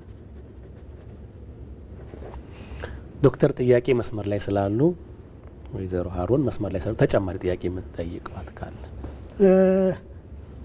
ይሄኛው ካገቡ 6 ዓመት ሆኗቸዋል። እስካሁን ግን እርግዝና የለም። ጥያቄ እንኳን የለኝም እሷ ላይ። ምክንያቱም ይሄ ከማርገዝ በፊት ያለ ምርመራዎች ምንለው የማርገዝ ፖቴንሻል ያላቸው ለማርገዝ ምንም አይነት ችግር የሌለ ይሄኛው ከኢንፈርቲሊቲ ጋር ወይም ማርገዝ አለመቻል ጋር ይገናኛል። ይሄ ደግሞ የራሱ ሕክምና ምርመራ ያለው በራሱ የስፔሻሊስት ሐኪም አለ። ይሄ ምንድነው የኢንፈርቲሊቲ ሰብ ስፔሻሊስቶች አሉ። በዛ ሄዶ ብዙ አይነት መንስኤዎች አሉት። ብዙ አይነት መንስኤ የወንድ የሴት ብለን ነው የምንከፍለው መጀመሪያ በሁለት። ምናልባት መስመር ላይ ስላሉ ወይዘሮ ሀሮን ተጨማሪ የሚጠይቋት ካሉ የምጠይቃት ካለ ምን ኢንፈርቲሊቲ አንዱ አማራጭ ሊሆን ይችላል፣ ደግሞ ላይሆንም ይችላል። ተጨማሪ ጥያቄ ካለ ለሷ አሁን ይሄ ያኗኗር ሁኔታ ያመጋገብ ሁኔታ ነው የምንዳስሰው። ይሄኛው በእኔ ከፕሪኮንሰፕሽናል ኬር የምንለው ወይም አንድ እናት ከማርገዟ በፊት ያላት ማድረግ ያለባት ችግሮች የምንላቸው ነገሮች አሉ። ከነሱ ጋር የሚገናኝ ከሆነ አሁን ተጨማሪ ህመም አላት ወይ ሌላ የታወቀ ህመም አላት ወይ እየሰማች ነው? ተጨማሪ ህመም አለ ወይ እያሉ ነው ዶክተር ወይዘሮ ሀረግ። ማህፀን ውስጥ ኪንታሮት አለ ብለውኛል። ምርመራው አንዱ የሚያሳየው ይሄንን ነው። ሌላ ተጨማሪ የተቀመጠበት ቦታ ምናልባት አሁን እጢዎች ናቸው፣ ማህፀን እጢዎች። እጢ ሳይሆን ኪንታሮት ነው ያለ። ኪንታሮት ተለመደ ነው እንደዛ። አይ የማህፀን እጢዎች ነው የሚሆነው ፕሮባብሊ ማህፀን ላይ ያሉ እጢዎች ብዙ አይነት ይፈጠራሉ። ወይም ማገላለጽ ይሆናል። ብዙ የሚወጡ ነገሮች አሉ። ፖሊፕ የምንላቸው ነገር ከማህፀን ግድግዳ ላይ የሚወጡ የሚረዝሙ ነገሮች አሉ። ወይም ማህፀን ግድግዳ ላይ የሚወጡ ብዙ አይነት እጢዎች አሉ። የሞኝ እጢዎች ብዙ የምንላቸው እነሱ እርግዝና እንዳይፈጠር ብዙ የማድረግ ፖቴንሻል የላቸው። ያሉበት ቦታ ይለያያል። እንደ አቀማመጡ ሁኔታ ግን ተደጋጋሚ ውርጃ የማስከተል ሲስተር ይኖርሽ ሆነ ጥያቄ ይቅርታ ሲስተር። እሺ ወይዘሮ ሀሮን እሺ ወይዘሮ ሀሮን ይከታተሉ፣ ማብራሪያ እናሰጣለን። እናመሰግናለን። ቀጥል ዶክተር። አሁን በሰማሁት ግን አሁን የሴት የወንድ ብለን እንዳልኩ የማርገዝ አለመቻል ወይም ኢንፈርቲሊቲ የሚለውን ነገር ብዙ ነገሮች አሉት። አንደኛ የሆርሞን ነው። ሆርሞን የምንለው አእምሮ ላይ ከአእምሮ የሚመነጭ የሚያዘው አለ። እሱ ደግሞ እንቁላል እንዲመረት የሚያደርገውን ሆርሞን እንዲመረት ያደርጋል። እንቁላል ከተመረተ በኋላ ደግሞ እንቁላል ከተመረተችበት ቦታ ወደ ማህፀን መሄድ ያስፈልገዋል። እነዚህ ነገሮች የተሟሉ ሲሆን ነው አንድ እርግዝና ሊፈጠር የሚችለው። የማህፀን ያፈጣጠር ሁኔታዎችን ያካትታል። ከታች ሁሉም ቱቦዎች ክፍተት መኖር ያስፈልጋል እና ብዙ መንስኤዎች አሉት። ወይዘሮ ሀሮን እንዳነሳችልን ግን ያው ምናልባት የማህፀን እጢ አሁን እንደተባለው ሲስተም ሊሆን ይችላል። ዞሮ ዞሮ ግን እዛ አካባቢ ተጨማሪ እንትን እንዳለ ምርመራ ነግረውኛል ብላለች። እንግዲህ ለተጨማሪ ምርመራ ምናልባት ወደ ጳውሎስ መምጣት የሚችሉ ከሆነ ካለችበት ጤና ተቋም ያለውን መረጃ ይዛ ሪፈር አጽፈው የጳውሎስ የራሱ የኢንፈርቲሊቲ ሴንተር አለን 22 የሚገኝ በዛ ሙሉ ምርመራውን ማግኘት ይቻላል እና ተጨማሪ አስቸጋሪ የሚባል ነገር ራሱ ቢደርስ ብዙ አማራጮች አሉና ማርገዝ የሚቻልበት መንገድ አለ።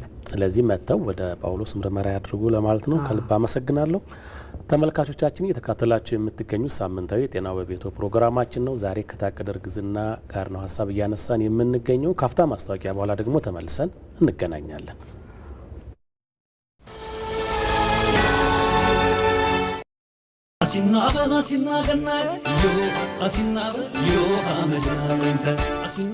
የቤተሰብ ያህል የሚያውቁት የኢትዮጵያ መድን ድርጅት ለመላው የክርስትና እምነት ተከታዮች እንኳን ለገና በዓል አደረሳችሁ እያለ ፍቅር፣ ደስታ፣ ፍስሐ የተቸረው መልካም የገና በዓል ይመኛል።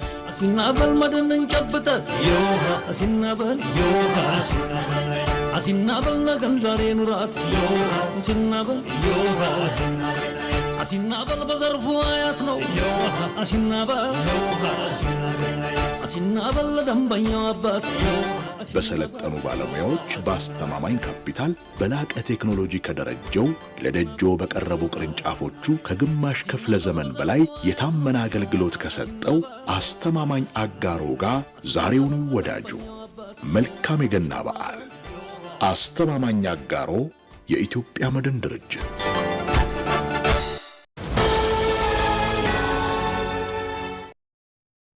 ተመልሰናል ተመልካቾቻችን። እንግዲህ ሲስተር ምናልባት የተለያዩ እንትኖችን ቅድመ ዝግጅት አንስተናል። ለምሳሌ በአመጋገብ፣ በአካል ብቃት እንቅስቃሴ መዘጋጀት፣ እንደገና ደግሞ ተጨማሪ ሰፕሊመንት መውሰድ እንደ አይረን፣ ፎሊክ አሲድ የመሳሰሉት ነገሮች፣ ክብደት መቀነስ፣ ሰብስታንስ አቢዩዝ ካለ ማቆም፣ ክብደት ከፍ ያለ ከሆነ መቀነስ፣ በጣም ያነሰ ከሆነ መጨመር።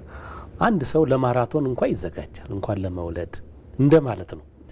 ስለዚህ ሌላው ምናልባት ያላነሳ ነው ከክትባት ጋር በተያያዘ የሚሰጥ አለ ወይ? በሰው ከማርገዝ በፊት የሚሰጥ ክትባት አለ ወይ የሚለውን እስኪ እናንሳና ቀጥለን ደግሞ ወደ ማጠቃለያ እንሄዳለን። እሺ እንግዲህ አንዱ የምናየው ትልቁ ነገር ክትባት ነው። ክትባት ከማርገዛቸው በፊት ካረገዙም በኋላ የሚቀጥሏቸው ክትባቶች አሉ። በሌሎች ሀገራት የተለያዩ ክትባቶች የሚሰጡ አሉ። እኛ ጋር ግን አሁን ያለው ቲዲ የምንለው እንትን ቴታንስና ዲፍቴሪያ ነው አንድ ላይ ኮምባይንድ ሆኖ የሚሰጠው። ከማርገዛቸው በፊት ይወስዳሉ። ከዛም በኋላ ደግሞ ያው 5 ነው በተለያዩ ወራት በተለያዩ አመታት ልዩነት ይወሰዳል። ይሄ ማድረጋቸው እንግዲህ ለተለያዩ ህመሞች በተለይ ጨቅላው እንትን ህፃኑ ከተወለደ በኋላ የሚገጥመውን የተለያዩ ከቫክሲን ጋር ከክትባት ጋር ተያይዞ የሚከሰተውን ነገር መከላከል ይቻላል ብለን ነው አቅደን የምንሰራው። እንግዲህ እንዲሁ ሲስተማቲክ ሪቪው የተሰራ ጥናት ነበረና ክትባትን ቲዲን ብቻ በመውሰዳቸው ብቻውን ቲዲ 58000 ህጻናትን ከሞት ያተርፋል ይላል። ይሄ ክትባት ብቻው ጨቅላ ህጻናትን እንዲህ አይነት ከሚገጥማቸው ህመምና ሞት በተለይ ሞትን ነው የሚያስቀምጠው። 58000 የግሎባል ዴታ ነው። 58000 የሚሆኑትን ጨቅላ ህጻናት ከሞት ይከላከላል ነው የሚለውና እኛ ብዙ ክትባቶች አሉ። አሁን እንግዲህ ድሮ ቫክሲን ፕሪቨንተብል ዲዚዝ ሜንሊ በክትባት የምንከላከላቸው በሽታዎች ህጻናት ላይ ያተኮሩ ነበሩ። አሁን እንግዲህ ላይፍ ኮርስ ሆነዋል። ከህጻናት እስከ አዋቂ ድረስ ላይ ኮቪድ በየትኛውም ኤጅ የሚሰጥ በተለይ እድሜያቸው ከ12 እስከ 40 ምናምን ያሉት ልክ ኮቪድ በመጣበት ሰዓት ለእናቶቹ ደግሞ ስፔሲፊክ ለእናቶቹ ስናስብ ደግሞ እንግዲህ መልቲ ኤጅ ኮርት ብለን ምሳሌ ከማህፀን በር ካንሰር ጋር ተያይዞ ምክንያቱም አንዱ ትልቁ ነገር ፕሪኮንሰፕሽን ኬር ላይ የሚታየው ምንድነው ሪፕሮዳክቲቭ ኦርጋን ካንሰር ነው። የስነ ተዋልዶ ጤና የመራቢያ አካላቸው ውስጥ ካንሰር አለ ወይ? ማህፀን ላይ ሊሆን ይችላል፣ ጡት ላይ ሊሆን ይችላል።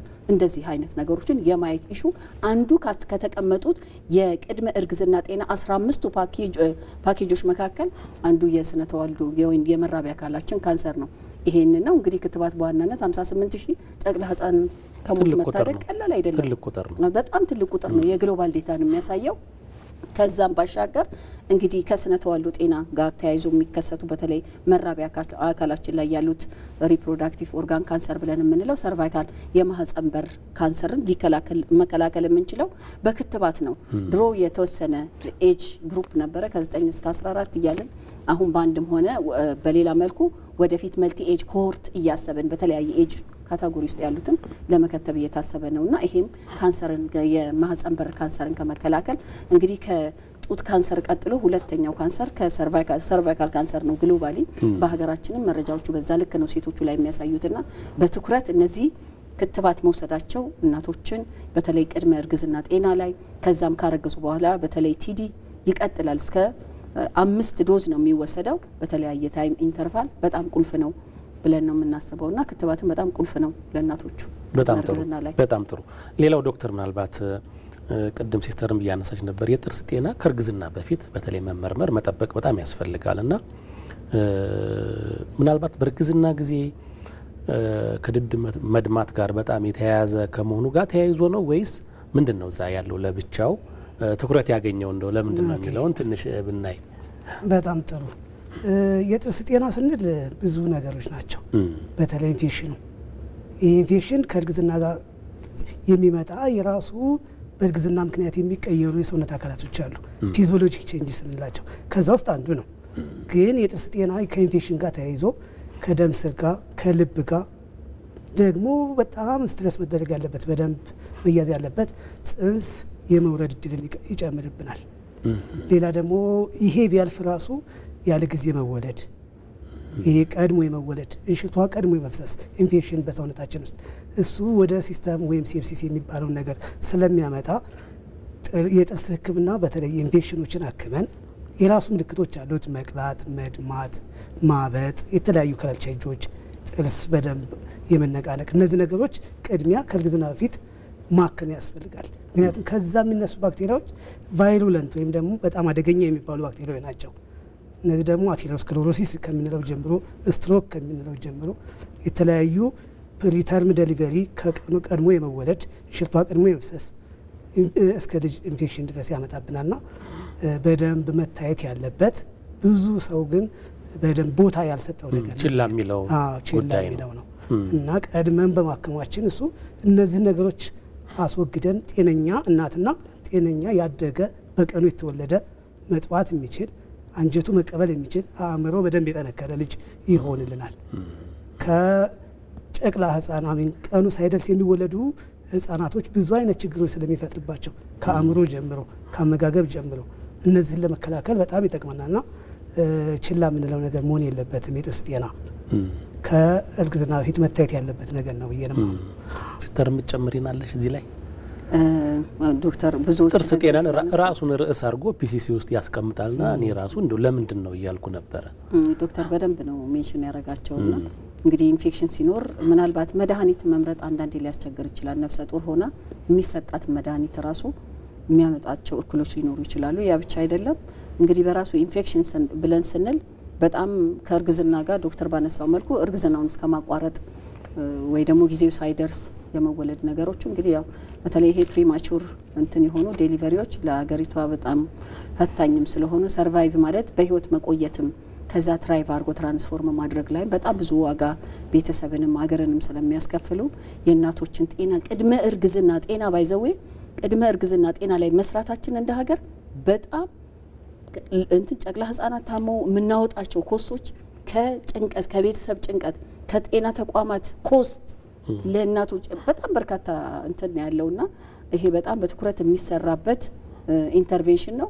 እንግዲህ እንደ ቅድመ እርግዝና ጤና ፓኬጆቹ በጣም በርካታ ናቸው ከ15 በላይ። ያ ብቻ አይደለም ወደ ስራ እንግዲህ 2016 ነው የገባ ነው። እስካሁን ያለው ሂደቱ አንዳንድ ትልልቅ ሆስፒታሎች ላይ ላይክ እንግዲህ በጣም በርካታ ትልልቅ ሆስፒታሎች አሉ ራሳቸውን ችለው የፒሲሲን ሰርቪስ ወይም የቅድመ እርግዝና ጤናን በደንብ እየሰጡ ነው ያሉት። እንትኖች ደግሞ በጤና ጣቢያም የሚሰጡ አሉ። በተለይ ልየታ ፕላን አላቸው ታቅዳላቸው በ3 ወር ውስጥ የማርገዝ እቅድ አላቸው ወይ ተብለው በተለይ እድሜያቸው በመውለድ እድሜ ክልል ውስጥ ያሉ እንትኖች ጥንዶች ላይ ትኩረት ተደርጎ መሰራት አለበት። ያ ብቻ አይደለም የጤና ኤክስቴንሽን ፕሮግራማችን እንግዲህ ሃውስ ሆልድ ነው ትልቁ ነገር ቤተሰብ ማውራ ባውራ ጋር መሄድ ነውና በዛ በሚሰጡት 18 ፓኬጅ ነው።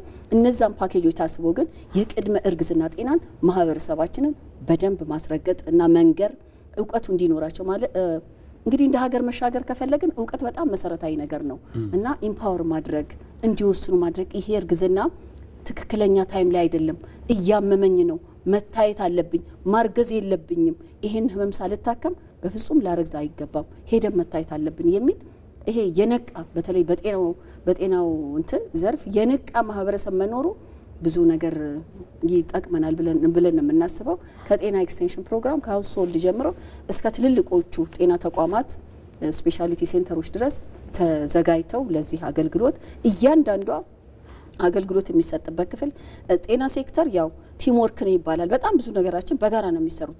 ግን ፒሲሲን ወይም የቅድመ እርግዝና ጤናን ስናስብ የጤናውን ሴክተር አንድ ያደረገ በጣም ኮኔክትድ ሆኖ እንድንሰራ ያደረገን እንትን አገልግሎት ማለት የቅድመ እርግዝና ጤና ነው። ምክንያቱም ክሮኒክ ዲዚዝ የሚታዩ ካፕልስ ካሉ ወደ ቅድመ እርግዝና ክፍል መላክ መቻል አለባቸው። ታይተው ጤንነታቸው የሚባለውን እንደ ቼክ ፖይንት ያገለግል ኤቭሪ ኢንትሪ ፖይንት ለሕክምና የሚገቡባቸው በመውለድ እድሜ ክልል ውስጥ ያሉት ጥንዶች ወይም አንዲት ሴት በቃ እያንዳንዷ መግቢያ ክፍል የምትታከሙበት ክፍል በሙሉ ለቅድመ እርግዝና ጤና ስክሪን ተደርጋ ሬዲ የምትሆንበት ነገር ነው ያለውና ይሄንን በጣም አጠናክሮ ማስኬድ ያስፈልጋል። እየተሰሩ ያሉት ነገሮች እሰየው የሚያስብሉ ብዙ ነገሮች አሉ። ግን ምንድነው እንደ ሀገር ሆሊስቲክ የሆነ ሰርቪስ መሰጠት መቻል አለበት። የትኛውም ተቋም አትሊስት ስክሪን አድርጎ ካፕሎችን ሬዲ የሚያደርግበት እንትን መኖር መቻል አለበት ብለን ነው የምናስበውና የቅድመ እርግዝና ጤና ለሀገር ዋስትና ነው የሚል ነገር ነው እምለው። ምክንያቱም ሞትን ከቀነሰ ህመምን ከቀነሰ የተለያዩ የምናያቸውን የጤና እክሎች አስቀርቶልን ጤናማ እርግዝና እንዲኖር ካደረግን ሞቶች እንግዲህ ማይቀሩ ሞቶች አሉ። ያ ሞት ሊመጣ ይችላል። ግን ብዙዎቹን በጣም ብሩህ የሆነ ጨቅላ ህፃን ጤናማ የሆነች ልጇን ልታቀፍ የምትችል እናት በተለይ ከወሊድ በኋላ የሚከሰተውን ደም መፍሰስን እምንገታበት ደም ግፊትን የእናትየዋ ዋጋ ፕሪማቹሪቲ ይሄ ከመወለጃ ጊዜያቸው ቀድሞ የሚወለዱ ጨቅላ ህፃናትን ሁላ መከላከል ያለብን ትልቁ ቼክ ፖይንታችን ቅድመ እርግዝና ጤና ነው። ስለዚህ እንደ ሀገር ኢንቨስት ካደረግን ጤና ሴክተሩ ላይ በጣም ኢንቨስትመንት ሁሉም ያስፈልገዋል። በተለየ ሁኔታ ግን በተለይ ስነ ተዋልዶ አካባቢ የቤተሰብ እቅድን የሚጨምር ነው። ይሄ ኢንተርቬንሽን ፒሲሲ የምንለው የክትባት አገልግሎትን የሚጨምርልን ነው። የህፃናት ሕክምና አገልግሎትን የህፃናት በተለይ ጨቅላ ህፃናት ያለ እድሜያቸው እንዳይወለዱ ሴፕሲስ የመሳሰሉ ነገሮችን የሚከላከልልን። ወደ እናቶቹ ስንመጣ እንግዲህ እናት ዛሬ መጥቀስ የምፈልገው ነገር አለ። ትላንትና ትልቅ የፕሬስ ሪሊዝ ነበረ እንደ ጤና ሚኒስቴር የጤናማ እናትነት ወር ዘመቻው ተጀምሯል። ጥር 1 እንኳን አደረሳችሁ ኢትዮጵያውያን እናቶች ባላችሁበት ቦታ ጤና ባለሙያዎቻችን፣ አመራሩ፣ ሁሉም ሰው ለዚህ ቀን እንኳን አደረሳችሁ። ይሄ ቀን ብቻ አይደለም እንግዲህ 365 ቀናት የኢትዮጵያ እናቶች የኢትዮጵያ የጨቅላ ህጻናቶች ቀን ነው ብዬ ነው የምወስደው። እንኳን ለጤናማ እናትነት ወር አደረሰን። እንግዲህ ዘላቂና አዳዲስ ፈጠራዎችና እንዲሁም ዘላቂ ፋይናንስ ለጤናማ እናትነት በሚል ለ20ኛ ጊዜ እንደ ሀገር ትልልቅ አድቮኬሲዎችን እየሰራን ነው። እንኳን አደረሳችሁላችሁ። እንኳን አብሮ አደረሰን ሲስተር። ዶክተርም በመጨረሻ የምትጨምርልን ካለ በተለይ እንደው ፒሲሲ ሲስተር እንዳነሳቸው በእኛ ሀገርም ስኬታማ እንዲሆን ወሳኝ የኢንተርቬንሽን ማዕቀፍ ፓኬጅ ስለሆነ እዛ ላይ ስኬታማ መሆን ማለት በወሊድ ችግር ስኬታማ መሆን፣ በህፃናት ጤና ስኬታማ መሆን፣ በአጠቃላይ በሕክምናው ተቋም የፋይናንሲንግ ጭምሩን የሚያሻሽል ሌላ ጌት አማራጭ ነው የሚል ነገር ስላነሳኝ እንደ አጠቃላይ እንደው መታነሳልን ካለ ጥሩ።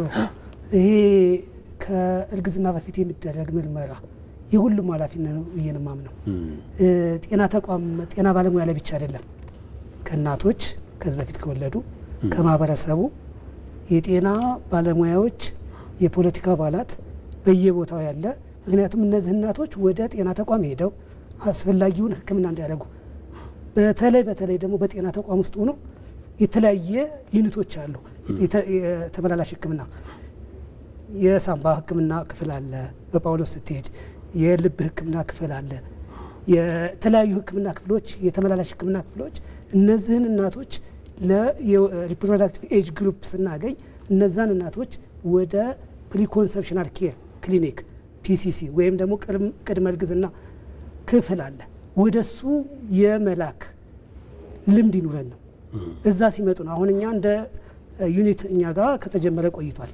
ይሄ ቅድመ እርግዝና ምርመራና ሕክምና አብዛኛው የሚመጣልን እኛው መጀመሪያ ያፈጣጠር ችግር ኖሮባቸው ያዋለናቸው እና የሸኘናቸው እነሱንም የቀጠልናቸው እና ከኛው ክፍሎች ወደኛ የተላኩ ናቸው።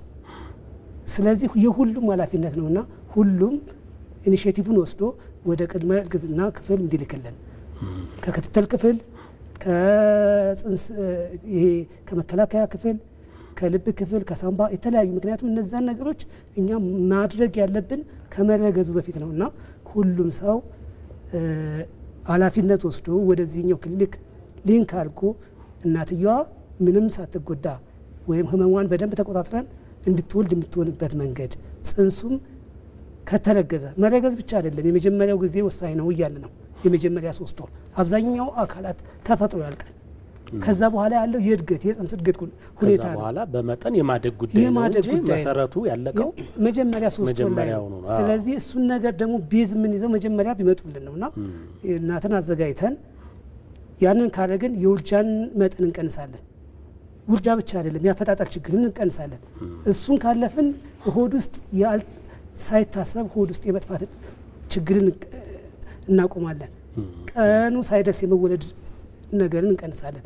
ሌላ ደግሞ ከተወለደ በኋላ ቶሎ የሚሞቱበት አጋጣሚ ያለና እነዚህ ነገሮች ሁሉ የምንቀንሰው መጀመሪያ ላይ ባቀድነው ባደረግነው ነገር ነውና ሁሉም የጤና ባለሙያ ወደ ተቋማችን እነዚህ አይነት ሰርቪሶች እንደሚሰጡ አውቀው ከማርገዟ በፊት ይሄ ደግሞ ለሁሉም እናት ነው የሚሰጠው።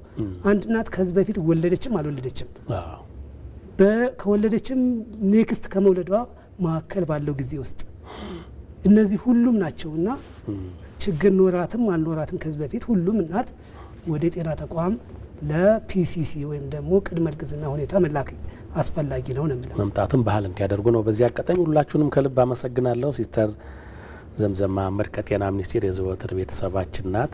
ከእናቶች ጤና ጋር በተያያዘ አዘውትራ እየመከረች ነው በየጊዜው። በርቺ፣ እናመሰግናለን ማለት እፈልጋለሁ።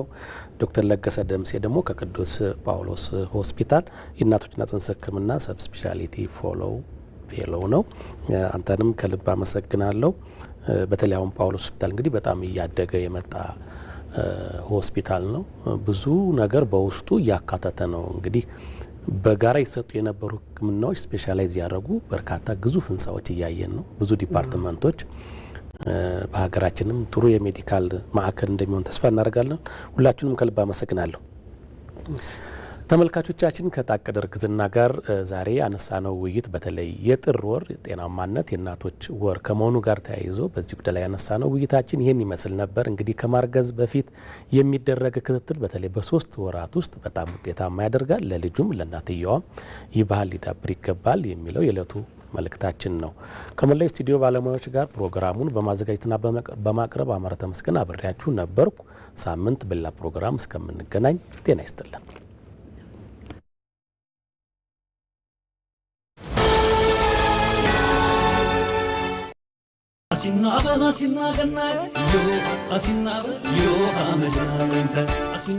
የቤተሰብ ያህል የሚያውቁት የኢትዮጵያ መድን ድርጅት ለመላው የክርስትና እምነት ተከታዮች እንኳን ለገና በዓል አደረሳችሁ እያለ ፍቅር፣ ደስታ፣ ፍስሐ የተቸረው መልካም የገና በዓል ይመኛል።